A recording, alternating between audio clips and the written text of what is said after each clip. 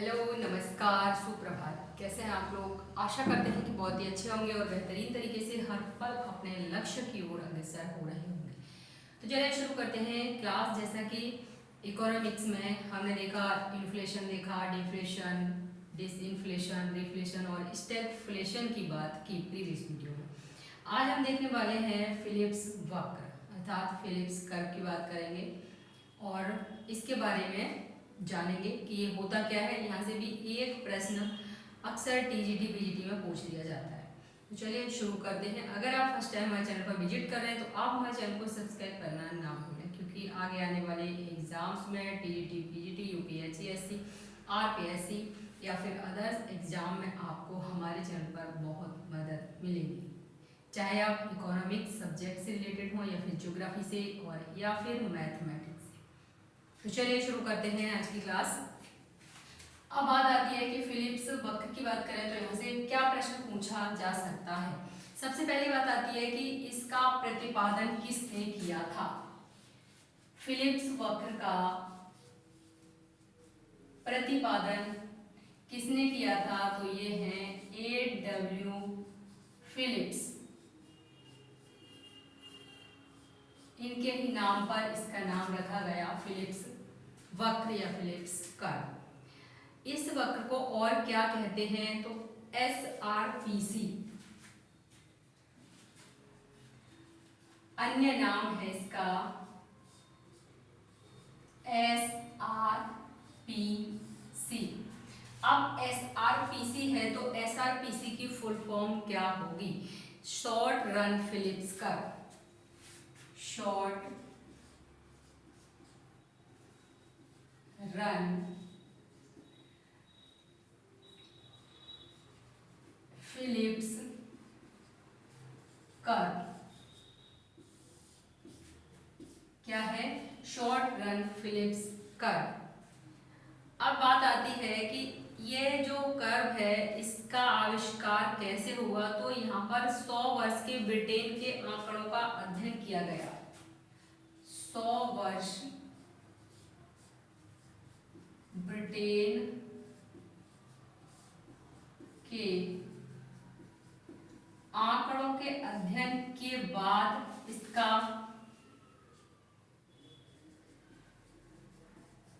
आविष्कार हुआ, या फिर फिलिप्स वक्र सही है या नहीं सही है इसके बारे में चर्चा हुई।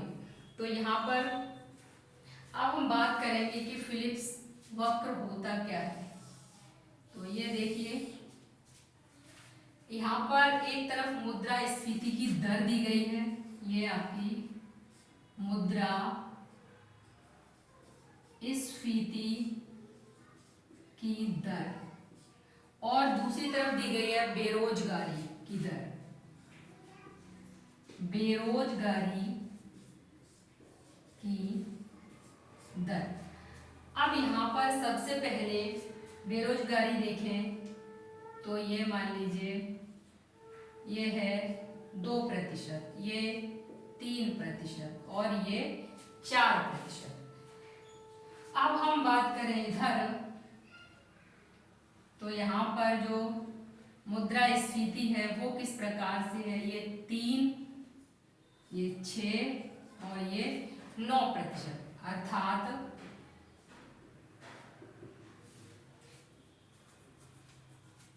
इधर है 3, 6, 9 और इधर है 2, 3, 4।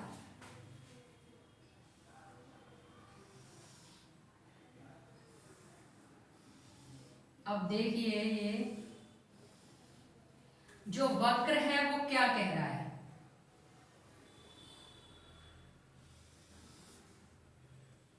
ये है आपका वक्र। अब देखिए यहाँ पर 3% क्या है? मुद्रास्फीति है। तो बेरोजगारी की दर कितनी है? 4%। अगर मुद्रास्फीति बढ़ती है, 6% हो जाती है, तो बेरोजगारी की दर 3% ही रह जाती है।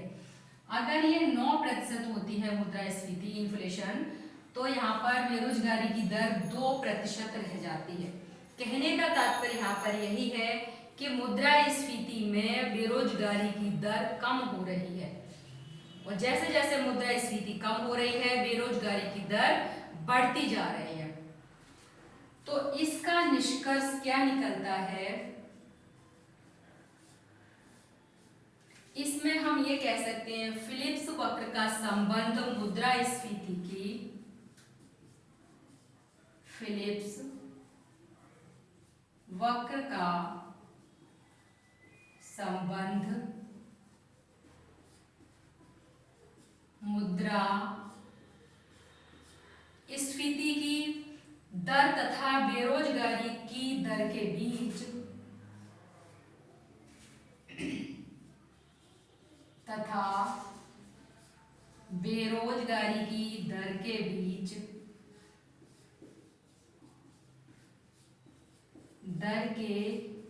आप बताइए कैसा संबंध है ये, के बीच प्रतिलोम संबंध को बताता है, प्रतिलोम संबंध को बताता है। वहीं पर अगर हम बात करें तो A.W.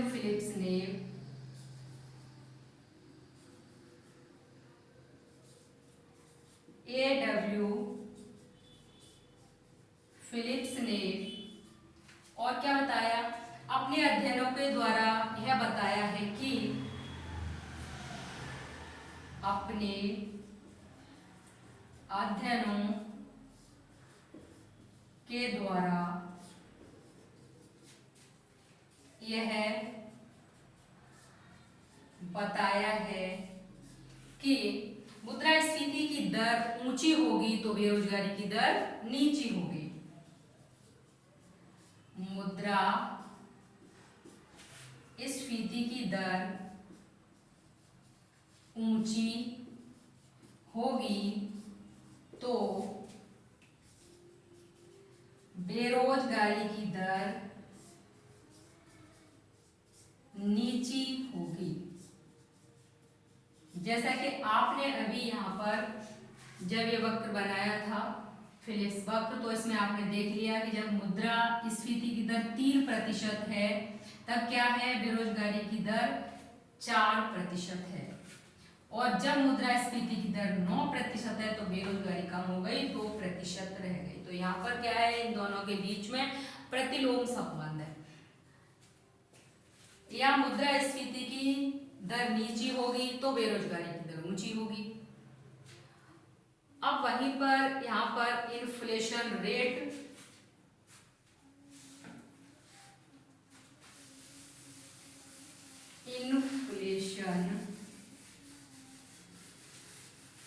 एक तो आपका इस तरह से आ सकता है, ये आपका जो फिलिप्स कर्व है इसको बना के भी दे सकता है और इससे भी प्रश्न पूछे जा सकते हैं। इसके अलावा इन्फ्लेशन रेट, यहाँ पर जो अनएम्प्लॉयमेंट रेट है उसकी बात,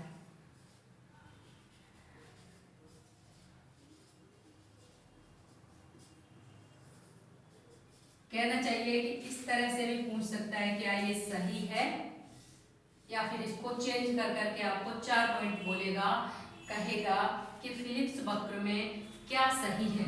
तो यहाँ पर क्या होता है, यहाँ पर विपरीत स्थिति होती है, इसकी अपोजिट होती है, प्रतिलोम संबंध होता है। तो यहाँ प्रतिलोम संबंध इस तरह से भी दर्शाया जाता है। अब बात करते हैं यहाँ पर क्या क्या तर्क हो सकते हैं। ये सही है, लेकिन ये कब तक सही है, तो इसकी बात करें तो ये अल्पकाल में ही फिलिप्स वक्र सही कार्य करता है, ये दीर्घ काल के लिए नहीं है। तो कभी कभी पूछ लेता है कि फिलिप्स वक्र है वो अल्पकाल के लिए उपयोगी है या दीर्घकाल के लिए उपयोगी है। आपको पता होना चाहिए कि ये अल्पकाल के लिए उपयोगी है। कीमतों में वृद्धि हुई, कीमतों में वृद्धि, ये क्या है, मुद्रास्फीति। अब कीमतों में वृद्धि के बाद क्या होगा, उत्पादक जो वर्ग है उसको क्या होगा, लाभ होगा, उत्पादक वर्ग को लाभ। अब उत्पादन वर्ग को लाभ होगा तो क्या होगा, उत्पादन को ज्यादा उत्पादन क्या है, उत्पादन के लिए ज्यादा ही प्रोत्साहित हो जाएगा, है ना। उत्पादन वर्ग है जो, वो उत्पादन के लिए प्रोत्साहित हो जाएगा।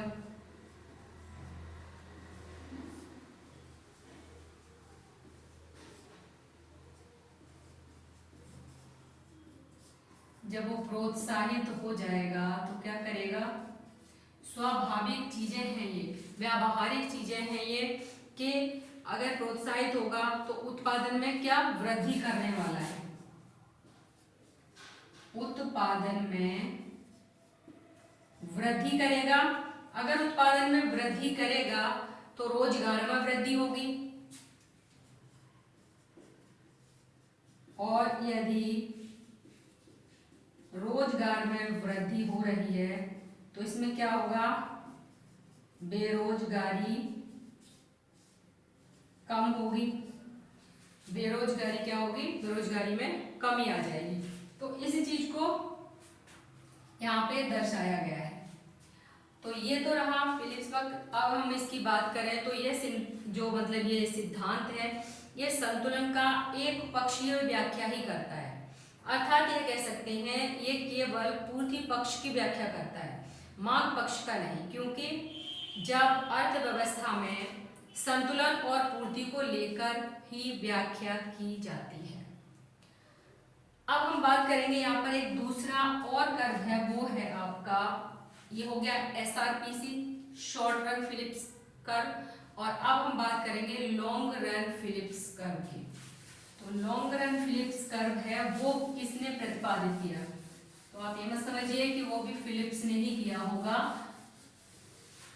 वो फिलिप्स ने नहीं किया है। LRPC,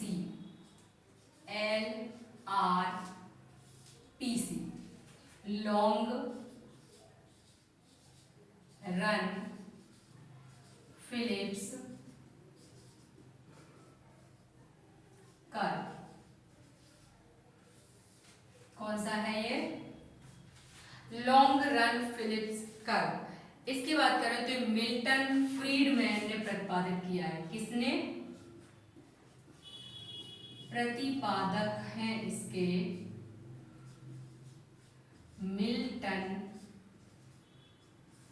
Friedman. कौन है, मिल्टन फ्रीडमैन। इन्होंने क्या बताया, इन्होंने कहा कि एक बेरोजगारी की दर होती है, लेकिन वो दर नेचुरल होती है। इन्होंने कहा केवल एक दर होती है जो कि नेचुरल होती है, ऐसा नहीं है कि बेरोजगारी की दर कम होगी तो मुद्रास्फीति की दर अधिक होगी, ऐसा नहीं है। इन्होंने इसको चेंज कर दिया, और इन्होंने चेंज कर दिया तो इन्होंने बताया क्या, इन्होंने कहा,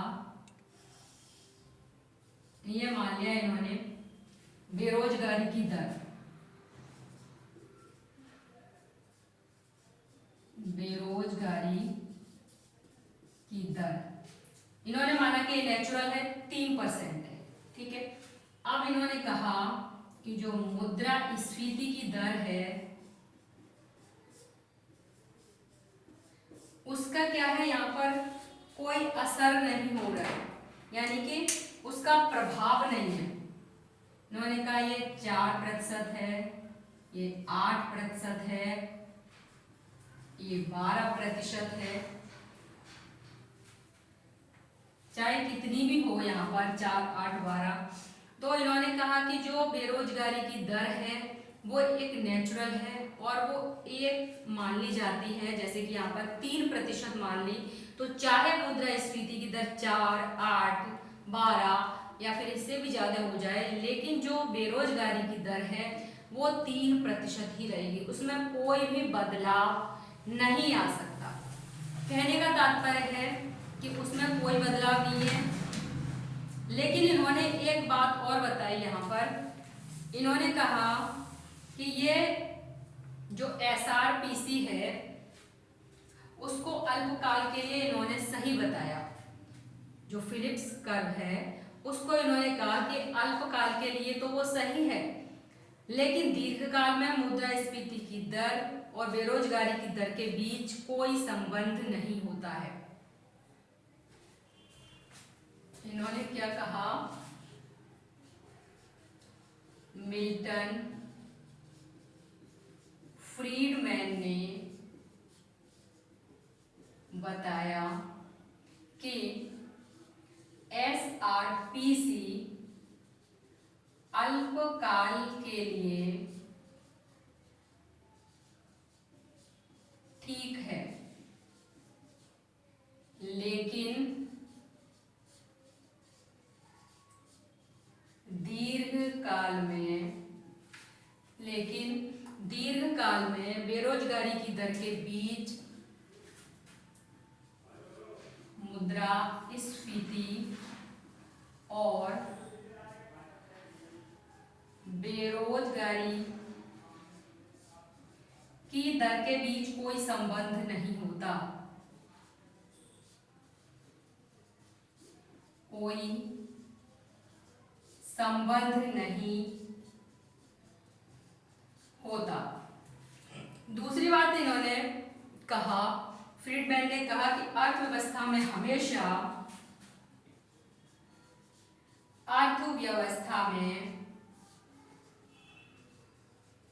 हमेशा बेरोजगारी की एक प्राकृतिक दर मौजूद रहती है, यानी कि जो बेरोजगारी है, बेरोजगारी की दर मौजूद रहती है, जिसे हम बेरोजगारी की प्राकृतिक दर कहते हैं, जिसे हम बेरोजगारी की प्राकृतिक दर कहते हैं। अर्थात इनका कहने का तात्पर्य था कि जो बेरोजगारी की दर है नेचुरल है, ये रहती ही रहती है। अब यहाँ पर इन्होंने अपना अलग ही मत बताया। तो ये तो है मिल्टन फ्रीडमैन के द्वारा दिया हुआ LRPC, और SRPC किसके द्वारा? AW फिलिप्स के द्वारा। तो यहाँ से भी प्रश्न पूछ लिया जाता है, अगर आपसे पूछा जाएगा तो आप आराम से इसे सॉल्व कर सकते हैं। तो आज की क्लास में बस इतना ही, मिलते हैं नेक्स्ट क्लास में और नेक्स्ट टॉपिक के साथ। तब तक के लिए नमस्कार, धन्यवाद, जय हिंद।